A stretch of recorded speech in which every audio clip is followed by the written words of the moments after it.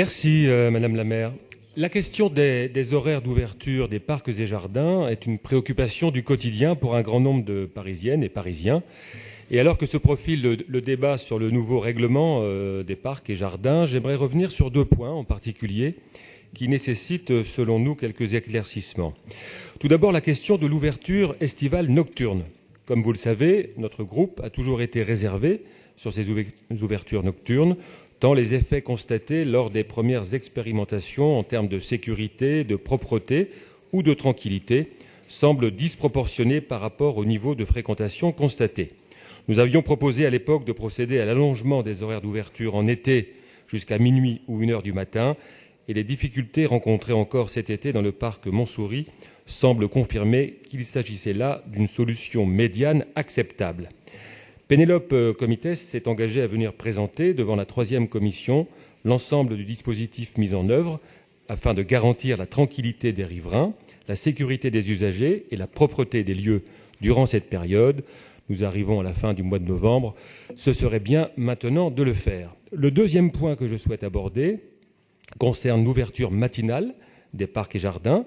En effet, suite à une proposition que j'avais faite au nom du groupe en novembre dernier, la ville a mené une expérimentation dans 4 parcs visant à avancer leur horaire d'ouverture d'1 heure le matin, afin de permettre aux Parisiens de pouvoir en profiter, soit avant d'aller au travail, soit durant leur trajet.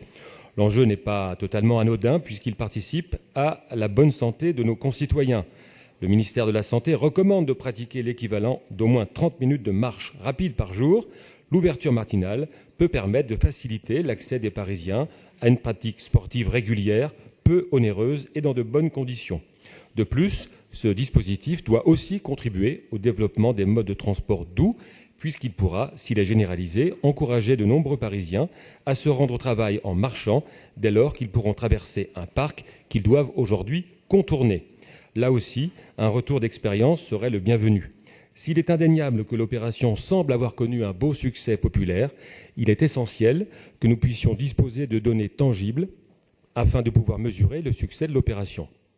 Toutes ces données conditionnent en effet la généralisation de cette expérimentation et devraient donc être connues de nous tous au sein de cette Assemblée.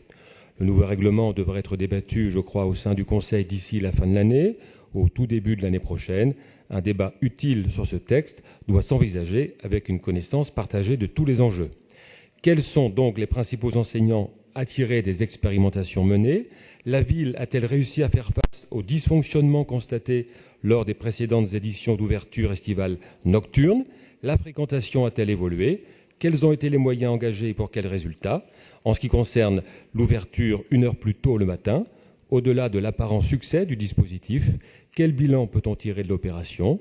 Quelles ont été les fréquentations constatées? Comment les services de la DEV ont-ils géré ces nouveaux horaires? L'expérience sera-t-elle prolongée, étendue ou même généralisée? Je vous remercie de vos éléments de réponse. Merci beaucoup, Monsieur Hélard. Et donc, pour vous répondre, Pénélope, je la cherchais. Et oui, c'est voilà, on a changé de place et voilà. Pénélope, Comites. Merci, Madame la maire. Donc, Monsieur Hélard, comme je vous l'ai déjà dit à plusieurs reprises, la dynamique d'ouverture nocturne et matinale des parcs et jardins, matinale que vous aviez souhaitée, s'inscrit dans notre volonté d'adapter les équipements aux besoins des citadins et à leurs emplois du temps. C'est vrai que, fort des succès que nous avons pu connaître en 2015 et 2016, pendant l'été, puisque les ouvertures avaient profité à peu près à 200 000 Parisiens et touristes. Nous avons revu l'édition 2017 avec une ouverture plus importante de parcs et jardins puisque nous en avions 16 cette année, soit à peu près 80 hectares ouverts aux Parisiens. Je ne vous ferai pas de bilan global maintenant puisque, comme vous l'avez bien dit, je me suis engagée à faire un bilan détaillé en 3e commission, vraisemblablement au mois de décembre. Nous avons un bilan d'abord avec les maires d'arrondissement concernés début décembre. Sachez que quand même le dispositif d'ouverture nocturne 2017 avait été vraiment travaillé au regard de ce que nous avions constaté en 2016 et notamment travaillé avec des éléments remontés par les usagers, la préfecture de police, les services, et nous avons mis en place un certain nombre d'évolutions permettant effectivement une ouverture plus fluide, notamment avec des dispositifs anti-scooters, un dispositif de propreté renforcé et des dispositifs de sécurité plus importants, avec notamment la mise en place d'un système de flash code qui permettait le passage régulier des équipages. Donc on fera ce bilan. Quelques mots sur l'ouverture matinale 1 heure plus tôt de 4 squares qui avaient été initiés suite à votre vœu, notamment Martin Luther King, la Coulée Verte, Sainte-Périne et le Gall. Aujourd'hui, ce que nous avons, mais ça nécessitera effectivement de vous présenter ce bilan, c'est les premières constatations, c'est qu'on constate vraiment de faibles fréquentations entre 7h et 7h30 sur 2 sites qui sont Sainte-Périne et Le Gall, plus importantes sur Martin Luther King. Vous dire que nous avons fait une expérimentation. Nous avons, pendant ces expérimentations, trouvé des solutions localement pour permettre cette tenue d'expérimentation avec les agents.